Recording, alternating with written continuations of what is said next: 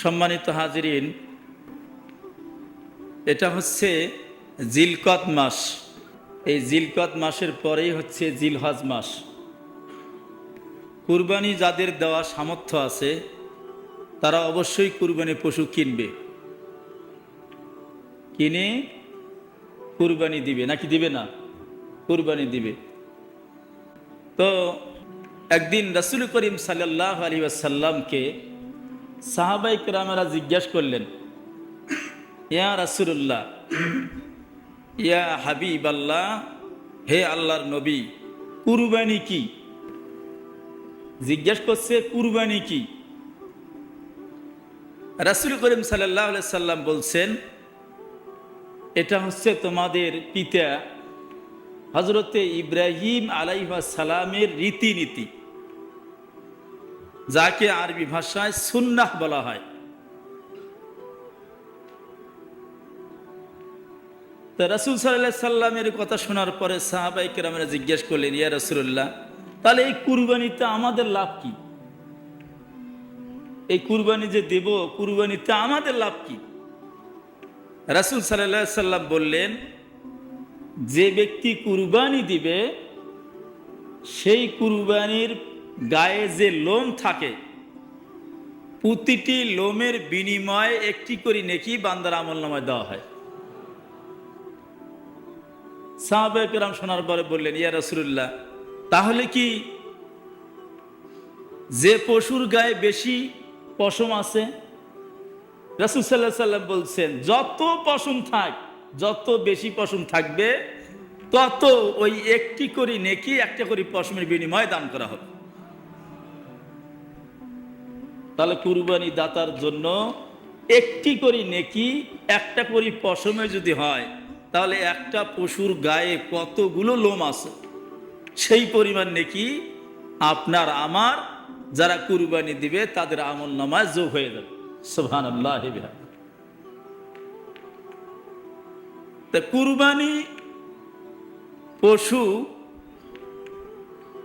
আমরা ভাগে দেই, ভাগে দেই না? কথা বলেন, ভাগে দেই কিনা? যে কুরবানি পশুটি দুইভাবে দেওয়া যায়। একটা হচ্ছে ভাগে গিয়ে 7 জনে অথবা 6 জনে অথবা 5 জনে অথবা 3 জনে, এভাবে কুরবানি পশু ভাগে ক্রয় করে কুরবানি দিয়ে দেয়। আর একটা হচ্ছে এককভাবে কুরবানি দেয়। একলা দেয় না, এককভাবে নিজের যতটুকু সামর্থ্য আছে সে অনুযায়ী একা একটি গরু কুরবানি দেয়। সুবহানাল্লাহ বিহামদি। আর কেউ বা ভাগে গিয়ে কুরবানি দেয়। হযরতে ইবনে আব্বাস রাদিয়াল্লাহু তাআলা হতে বর্ণিত, তিনি বলেন, কুন্না মা রাসূলুল্লাহ সাল্লাল্লাহু আলাইহি ওয়াসাল্লাম ফিল সফর। এক সময় আমরা রাসূল সাল্লাল্লাহু আলাইহি ওয়াসাল্লামের সাথে সফরে ছিলাম। সফর পর্যন্ত বাড়ি থেকে মানুষ যদি 48 মাইল দূরে যায় তাহলে মুসাফির হয়, এরকম সফরে গেছে। তো বলছেন, কুন্না আমরা মা সাথে ছিলাম রাসূল সাল্লাল্লাহু আলাইহি ওয়াসাল্লাম ফিল সফর, আমরা সফরে রাসূল সাল্লাল্লাহু আলাইহি সাল্লামের সাথে ছিলাম। ফাহাজারা উপস্থিত হয়ে গেল, আজহা কুরবানি দিন উপস্থিত হয়ে গেল, কুরবানির সময় উপস্থিত হয়ে গেল। যখন কুরবানির সময় উপস্থিত হলো তখন ফাস্তারাকনা আমরা অংশগ্রহণ করলাম।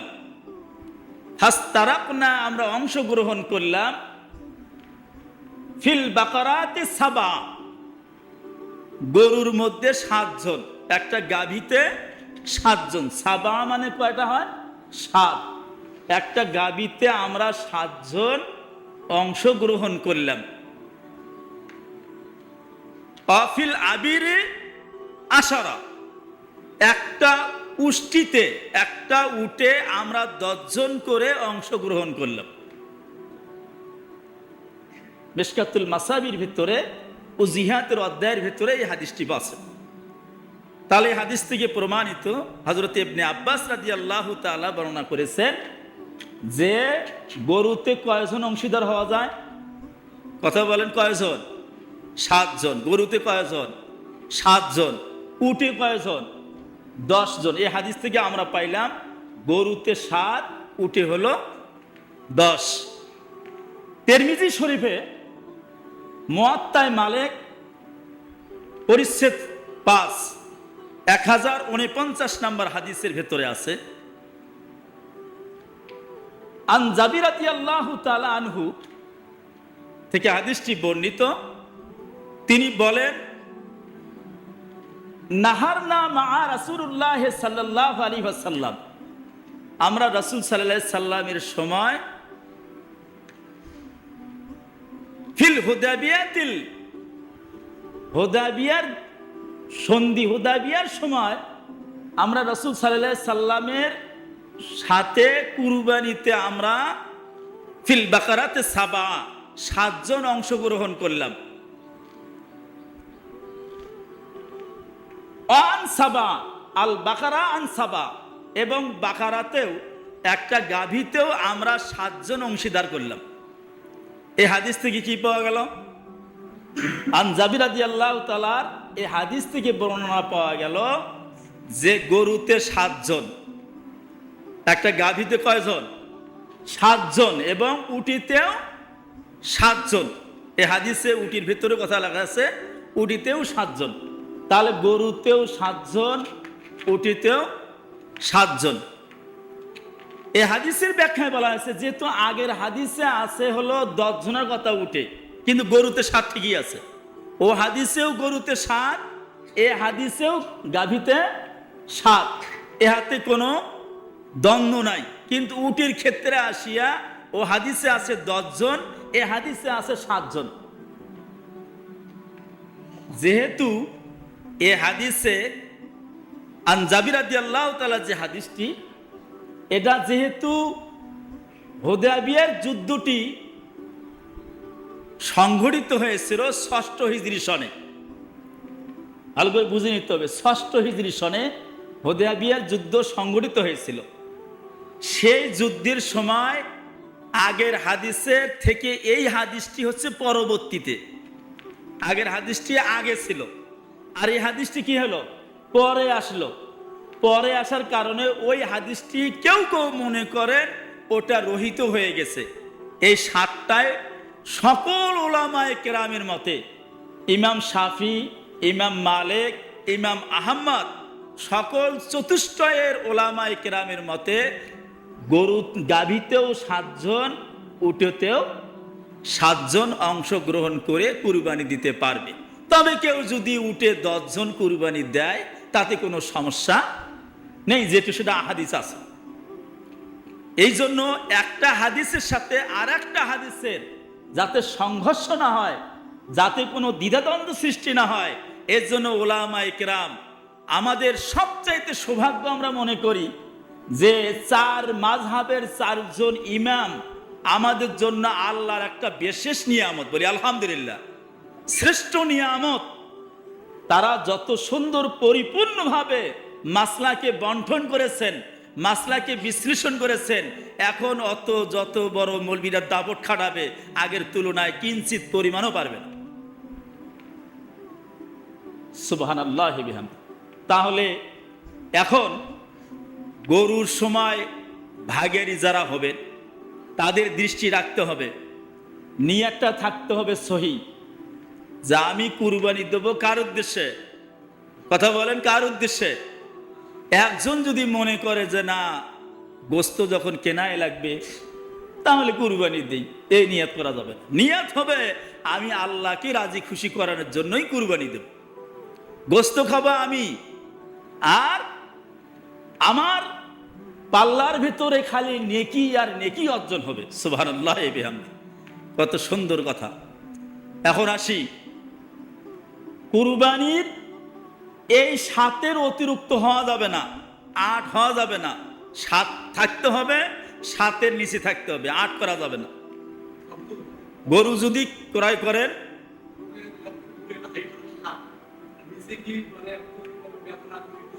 সেটাই বলতেছি, যদি এই যে 7 হচ্ছে সীমানা, 7 এর নিচে আপনারা নামতে পারবেন। এখন জোর বেজোরের ক্ষেত্রে তাহলে তো রাসূল করিম সাল্লাল্লাহু আলাইহি ওয়াসাল্লাম যেহেতু উঠে 10 জনের কথা আছে, এটা জোর না বেজোর? জোর। তাহলে গরুতে যেহেতু 7 জনের কথা উল্লেখ আছে, তাহলে বেজোর। কিন্তু কোনো সমস্যার কারণে যদি জোর বেজোর হয়ে যায়, এ হাতে কোনো সমস্যা নেই, বলি আলহামদুলিল্লাহ। হাসিয়ার ভেতরে লেখা আছে, এই মিশকাতুল মাসাবির হাসিয়ার প্রথম অধ্যায়ের সূচনা লগ্নে লেখা আছে 8-এর কথাও উল্লেখ আছে, কিন্তু সেটা দলিল ভিত্তিক নয়। আমি ওটা রিসার্চ করছি, ওটা দলিল পাওয়া যায়নি, কিন্তু জোর কথাটা লেখা আছে। তাহলে জোর, সেক্ষেত্রে আপনারা 7, 5, 3, যদি কোনো ক্ষেত্রে 8 হয়ে যায়, 8 করা যাবে না, কিন্তু 7-এর নিচে থাকতে হবে। 6, 4 এগুলো হতে পারে, কম হওয়া যাবে, কিন্তু বেশি হওয়া যাবে না। আলহামদুলিল্লাহ, বুঝে পাচ্ছেন তো? এখন আসি, কুরবানির পশু ক্রয় করার সময় কুরবানি দাতাকে অবশ্যই 4টি জিনিস লক্ষ্য করতে হবে। কয়টা জিনিস? 4টি। এই 4টা জিনিস লক্ষ্য করতে গেলে রাসূল সাল্লাল্লাহু আলাইহি সাল্লামকে জিজ্ঞাসা করা হয়েছে, সুইলা মা জা ইত্তাকা, হে রাসূল সাল্লাল্লাহু আলাইহি সাল্লাম, আমরা কোন ধরনের পশু বাছাই করে কুরবানি দেব? কোন ধরনের পশু? রাসূল সাল্লাল্লাহু আলাইহি সাল্লাম ফা আশারা ইয়াদাইহি, তিনি হাতের দ্বারা ইশারা করলেন, বলি আলহামদুলিল্লাহ। তার হাত মোবারক দ্বারা ইশারা করলেন, আর বা 4টি আঙ্গুলি দেখালেন এভাবে। রাসূল সাল্লাল্লাহু আলাইহি সাল্লাম কি একজন শিক্ষক, যার বাস্তবতার সাথে হাদিসের সাথে তার বাস্তবতার এত মিল, এটা আপনি অন্য কোন শিক্ষকের বেলায় খুঁজে পাবেন। আঙ্গুলি আলোক করে তিনি দেখাইলেন, এই যে আঙ্গুলি আলোক করলেন, এক নম্বরে বললেন খোরা, খোরা পর্যন্ত, খোরে খোরে হাঁটে। এক নম্বরে বললেন খোরা, যার খোরামি সুস্পষ্ট। তাহলে 1 নম্বরে কি দেখে কিনতে হবে? খোরা হওয়া যাবে না, লা ইয়াজুজু, এটা দ্বারা জায়েজ হবে না, কুরবানি জায়েজ হবে না। খোরার মধ্যে কিছু মতভেদ আছে, অনেকগুলো সময় লাগবে, এটা আমি বিস্তারিত করতে পারবো না। তবে আমি বলি, এটা দেখতে হবে 1 নম্বরে কি? খোরা, যার খোরামো সুস্পষ্ট, দেখতেছেন খোরে খোরে হাঁটে, দেখতেছেন খোরা অবস্থা, তাহলে ওটা নেওয়া যাবে না। 2 নম্বর হচ্ছে রোগ, যেটা রোগ হচ্ছে 2 নম্বরে কি? রোগ মুখস্থ করতে হবে। 2 নম্বরে কি? রোগ, এমন রোগ যা সুস্পষ্ট রোগা প্রমাণিত, দেখা যাচ্ছে গরুটি রোগে আক্রান্ত হয়েছে, রোগা, এখন দামে কম পাবেন বিধায় মনে করবেন না হয় একটু চলবে, এটা করা যাবে না। রোগ যেটা সুস্পষ্ট, ওটা দিয়ে কুরবানি করা যাবে না। কটা হলো? 2টা। 3 নম্বরে হচ্ছে কানা। 3 নম্বরে কি? কানা, যার কানা তো স্পষ্ট, ওটা দেখি না, কিছুই চোখে দেখে না, ও হচ্ছে কানা। ওই কানা পশু ক্রয় করা যাবে না। কানা নিয়ে আবার অনেক মাসালা আছে, সময় খুব কম, অনেক মাসালা। কানার অনেক মতভেদ আছে। অনেক পশু আছে যে পশুগুলো ঘাস খাচ্ছে বা সবই দেখতেছে, কিন্তু বোঝা যাচ্ছে না কানা নাকি অকানা, এটা তো বোঝা যায় না, যায় কি? তবে কানা তো যেটা স্পষ্ট একেবারে কানা, সে ধরনের পশু ক্রয় করা যাবে না। কটা হলো?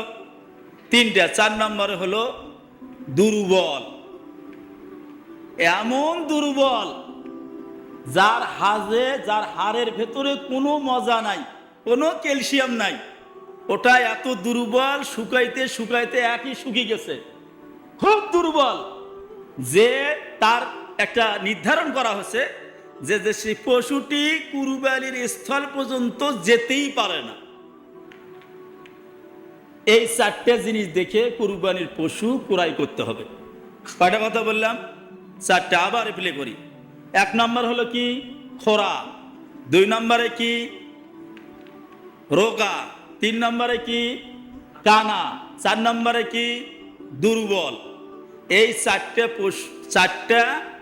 চারটে জিনিস দেখে কুরবানির পশু ক্রয় করে আল্লাহর হস্তে কুরবানি দিতে হবে। এই হচ্ছে 4টে পশু দেখার, এই ক্রয় করার সময় এই 4টি জিনিস আপনাকে লক্ষ্য করতে হবে। এখন এই কুরবানি দেওয়ার জন্য যারা দিবেন তারা সহি নিয়ত করে নেবেন, সুন্দর নিয়ত করবেন, আমি যা দেব আল্লাহকে রাজি খুশি করার জন্যই আমি কুরবানি দেব। আল্লাহ পাক যেন এই 4টি জিনিস দেখে, 4 ধরনের জিনিস দেখে যাচাই বাছাই করে পশু কেনার জন্য আমাদের সকলকে আল্লাহ পাক যেন তৌফিক দান করেন। সবাই বলে আল্লাহুম্মা আমিন ওয়া আখিরুদ দাওয়ানা আলহামদুলিল্লাহি রাব্বিল আলামিন। আসসালামু আলাইকুম রহমতুল্লাহি ওয়া বারাকাতুহু।